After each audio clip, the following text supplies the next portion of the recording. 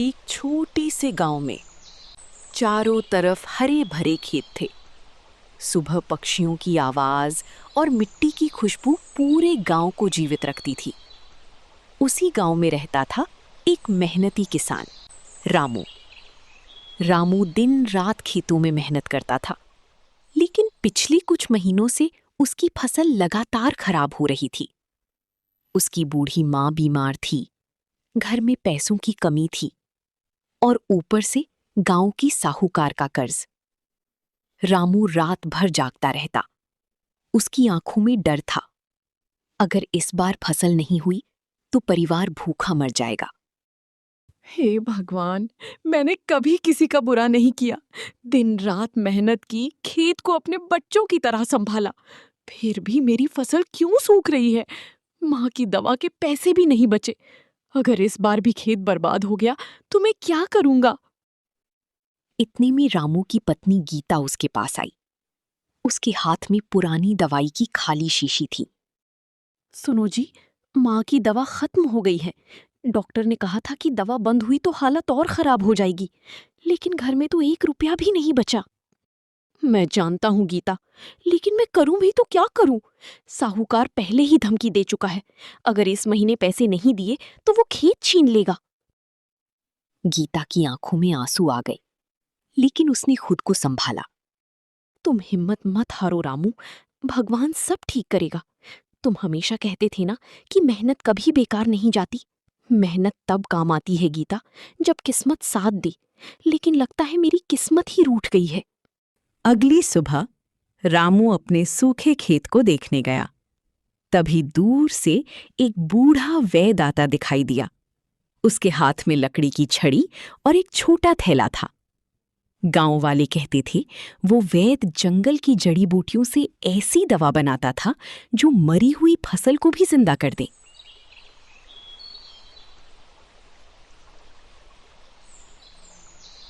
तुम बहुत परेशान लग रहे हो किसान।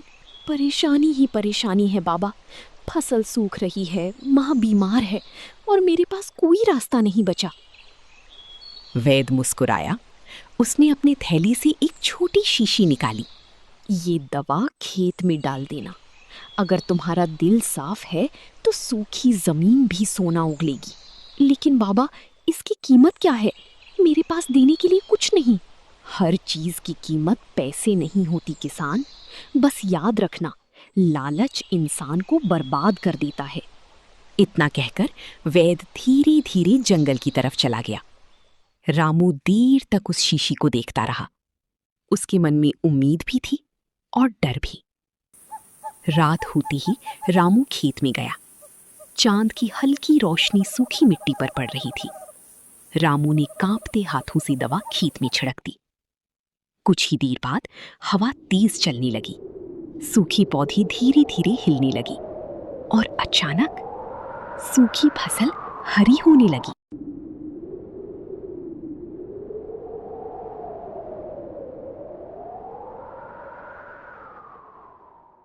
ये ये कैसे हो सकता है?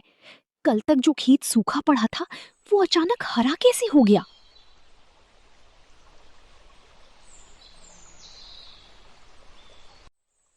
रामू की आंखों में खुशी के आंसू आ गए। उसे लगा जैसे भगवान ने उसकी सुन ली। लेकिन उसे नहीं पता था कि इस दवा के पीछे एक बड़ा रहस्य छिपा था।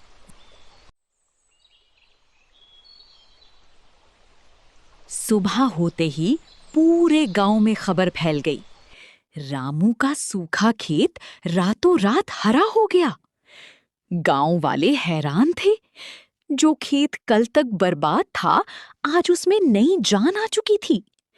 लोग दूर दूर से खेत देखने आने लगे। अरे रामू, तूने ऐसा क्या किया? हमारी फसल भी सूख रही है। मुझे खुद समझ नहीं आ रहा। बस भगवान की कृपा समझ लो। इतने में गांव का लालची साहूकार भैरव सिंह वहां पहुंचा। उसकी नजर खेत से ज्यादा उस रहस्यमयी दवा पर थी।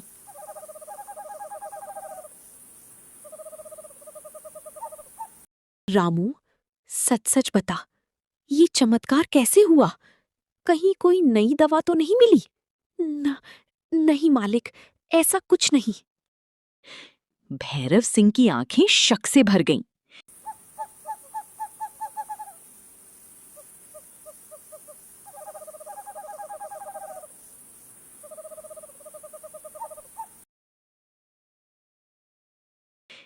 उस रात रामू सो नहीं पा रहा था।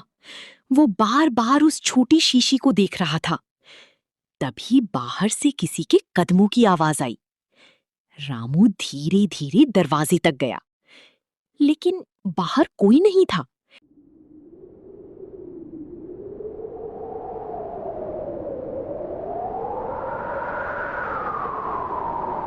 सिर्फ हवा चल रही थी और तभी उसे वही बूढ़ा वैद्य दिखाई दिया।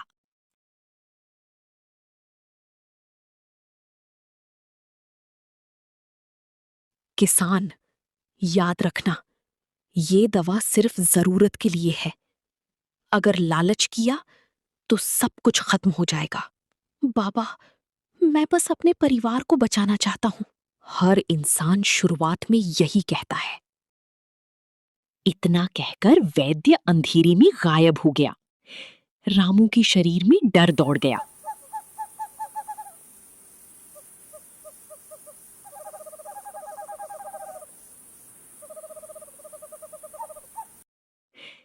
अगले दिन गांव वाले रामू के घर के बाहर इकट्ठा हो गए। सबको वही दवा चाहिए थी। रामू भाई, मेरी फसल भी सूख गई है। मेरे बच्चों के पास खाने को कुछ नहीं। अगर तेरे पास कोई उपाय है तो हमें भी बता। रामू परेशान हो गया। उसके पास दवा बहुत कम बची थी। सुनो, अगर ये दवा सच में चमत्कारी है तो सबकी मदद करनी चाहिए। लेकिन अगर दवा खत्म हो गई तो हमारा क्या होगा? धीरे धीरे रामू के मन में डर की जगह लालच आने लगा। भैरव सिंह रात को चोरी छिपे रामू के घर पहुंचा। उसने खिड़की से देखा। रामू उस शीशी को कपड़े में छिपाकर रख रहा था। भैरव सिंह मुस्कुराया। तो यही है वो जादुई दवा। अगर ये मेरे हाथ लग गई तो पूरा गांव मेरे कदमों में होगा। उस रात भैरव सिंह ने दवा चुराने की योजना बना ली। उधर रामू की मां की तबीयत अचानक और बिगड़ गई। वो जोर जोर से खांसने लगी। रामू बेटा, मेरे कारण इतना परेशान मत हो। ऐसा मत कहो मां, मैं आपको कुछ नहीं होने दूंगा। रामू के पास डॉक्टर के पैसे नहीं थे। तभी उसके मन में एक खतरनाक विचार आया। अगर मैं इस दवा को बेच दूं तो बहुत पैसा मिल सकता है। गीता ने ये बात सुन ली। तुम भूल गई पापा ने क्या कहा था? लालच सब बर्बाद कर देगा। आधी रात भैरव सिंह चुपके से रामू के घर में घुस गया। सभी सो रहे थे। उसने धीरे धीरे वो कपड़ा उठाया और दवा की शीशी चुरा ली। अब देखता हूं गांव का असली राजा कौन बनता है।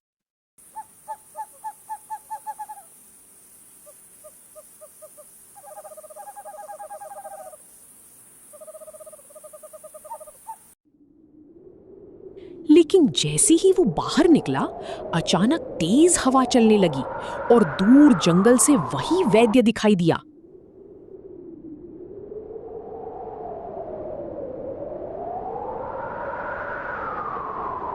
जिस चीज को लालच से छुओगे वो जहर बन जाएगी। भैरव सिंह डर गया, लेकिन फिर भी भाग गया। अगले दिन भैरव सिंह ने पूरी दवा अपने खेत में डाल दी। पहले तो फसल तेजी से बढ़ने लगी, लेकिन कुछ देर बाद पौधे काले पड़ने लगे और खेत से अजीब धुआं निकलने लगा। ये क्या हो रहा है? अचानक उसकी सारी फसल जलकर राख हो गई और उसी समय उसकी तबीयत बिगड़ने लगी। उस रात पूरे गांव में अजीब आवाजें आने लगी। कुत्ते लगातार भौंक रहे थे। लोग अपने घरों के दरवाजे बंद कर रहे थे।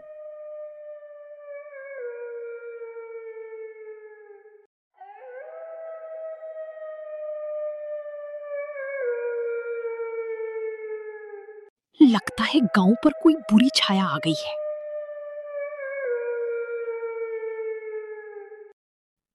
रामू समझ गया, ये सब उसी दवा की वजह से हो रहा है। रामू जंगल में वैद्य को खोजने गया। काफी देर बाद वो एक पुराने मंदिर के पास मिला। बाबा, ये सब क्या हो रहा है? ये दवा नहीं, प्रकृति की शक्ति है जो अच्छे इंसान की मदद करती है और लालची इंसान को सजा देती है। अब गांव को कैसे बचाऊं? त्याग करना होगा किसान। रामू समझ गया, अगर उसने दवा बचाकर रखी तो गांव बर्बाद हो जाएगा। अगर मेरे त्याग से गांव बच सकता है तो मैं सब छोड़ने को तैयार हूं। वैद्य ने रामू को आखिरी शीशी दी। इसे गांव की कुएं में डाल देना, लेकिन याद रखना, इसके बाद ये शक्ति हमेशा के लिए खत्म हो जाएगी। रात को तेज तूफान शुरू हो गया। आसमान में बिजली चमक रही थी। रामू कुएं की तरफ भाग रहा था। मत जाओ रामू, बाहर बहुत खतरा है। अगर आज नहीं गया तो पूरा गांव खत्म हो जाएगा।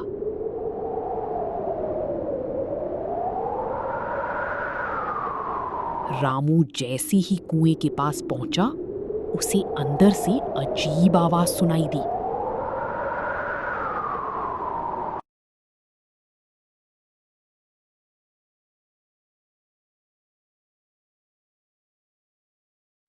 लालच इंसान का सबसे बड़ा दुश्मन है। रामू ने कांपते हाथों से दवा कुएं में डाल दी।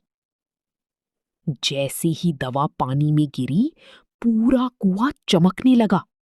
तेज रोशनी आसमान तक फैल गई और धीरे धीरे गांव का काला धुआं गायब होने लगा।